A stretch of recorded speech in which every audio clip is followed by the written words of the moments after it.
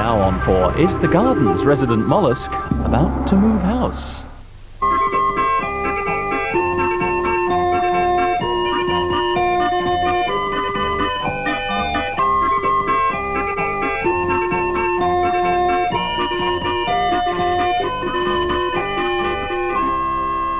"Hello, Mr. Rusty," said Florence one day.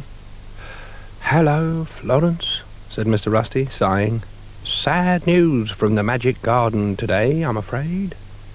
"Oh dear, what's up?" said Florence. "It seems our old friend Brian is leaving us after all these years, without so much as a swan song," said Mr. Rusty. "You mean forever?" "Oh dear, it seems so sudden," said Florence. "Sometimes all of a sudden someone sets forth, leaving everyone somehow suddenly sadder," said Zebedee sibilantly. "There he is, all packed up and ready," said Mr. Rusty. "Oh, I hate it when people go." "Hello, Dougal," said Florence. "Heard the news?" said Dougal.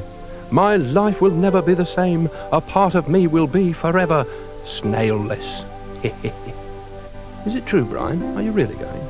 "Oh, yes," said Brian. "He's going all right," said Dougal. "I wonder if I should take the B3115 to Basingstoke and change on to the A3393 at the Salisbury bypass." Yes, definitely. What a good idea," said Dougal. "Or stay on the M4 to Winchester." "You don't have to go, you know," said Florence. "Now, where did I put my sandwiches?" "We'll be sorry to see you go," said Mr. Rusty. "You know what? I could leave the A717 at Junction 5, bypass Basingstoke, and pick up the B337114 to Penge on the Exeter Road," said Brian. "We'll miss you, you know, old friend." "Oh, really?" said Brian. "Oh, yes," said Florence, "very much." "Miss him? I shall be inconsolable, a shadow of my former self," said Dougal. "Shall I call you a taxi?" "No need," said Brian. "If I don't go now, I'll get stuck on the M25 snail-back."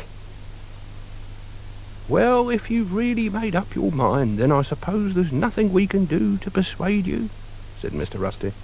"Nothing at all," said Brian.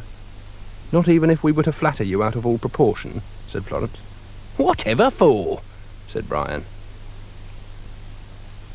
"Well, get a move on then," said Dougal. "I haven't got all day. I've got to get on with picking up the pieces of my broken life."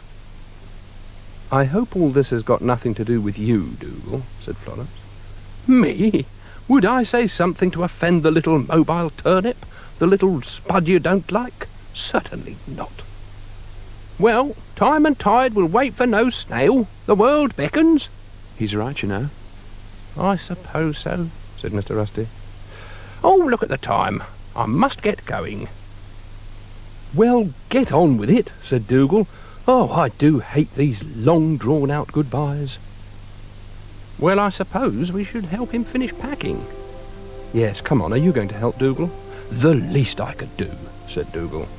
"Oh, it's very kind of you. There's not much more to do," said Brian. "Here's your trumpet," said Florence. "And your travelling blanket," said Mr. Rusty.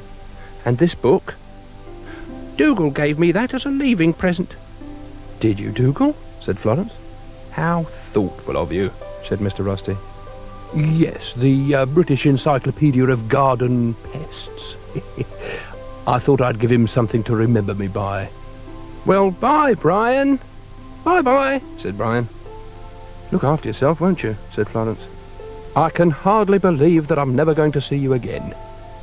"Oh, no, I'll be back on Monday," said Brian. "I'm only off for the weekend." "Did you say back on Monday? Back on Monday? Are you trying to tell me that I've just been helping you to get yourself ready for a little weekend holiday? Strike me pink. I'll have my book back for a start."